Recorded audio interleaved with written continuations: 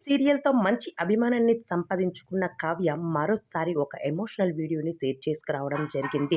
ఇలా కూడా నన్ను బ్రతకనివ్వా నిఖిల్. ఒక 'గోరింటాకు' సీరియల్‌తో నాకు దగ్గరయ్యావు. ఇప్పుడు ఆ సీరియల్‌తోనే మళ్ళీ నాకు దూరమయ్యి ఇప్పుడు నన్ను బాధ పెడుతూ వచ్చేస్తూ ఉన్నావు. అయితే ఇప్పటికైనా ప్రశాంతంగా బ్రతుకుతాను అనుకున్న సమయంలో మరోసారి నా జీవితంలోకి వచ్చి నన్ను కన్నీరు పెట్టిస్తూ ఉన్నావు. 'గోరింటాకు' సీరియల్‌లో ఏటేం జరిగిందో అవన్నీ నేను మర్చిపోయి నేను ముందులాగా మళ్ళీ ముందుకి కొనసాగుతూ వచ్చేస్తూ ఉన్నాను. మళ్ళీ నేను ముందుకి కొనసాగుతున్న సమయంలోనే ఇలా చిన్ని సీరియల్‌లోకి ఎంట్రీ ఇచ్చి మరోసారి నన్ను ఇబ్బంది పెట్టడం అన్నది కరెక్ట్ కాదు. యాక్చువల్లీ నువ్వు నేను వద్దు అనుకున్నావు. అలానే నేను కూడా నిన్ను వద్దు అనుకున్నాము. మనిద్దరి మధ్య ఉన్న బంధుత్వాన్ని ఎప్పుడో తెంపేసుకున్నాము. అలాంటప్పుడు ఈరోజు నువ్వు మళ్ళీ సీరియల్‌లోకి వచ్చి నా కోసం వచ్చావని అభిమానులందరూ కూడా కామెంట్స్ పెడుతూ ఇది ఎంతవరకు కరెక్టు? ఇది నాకు ఏమాత్రం కూడా నచ్చలేదు అంటూ చెప్పుకొచ్చేశారు.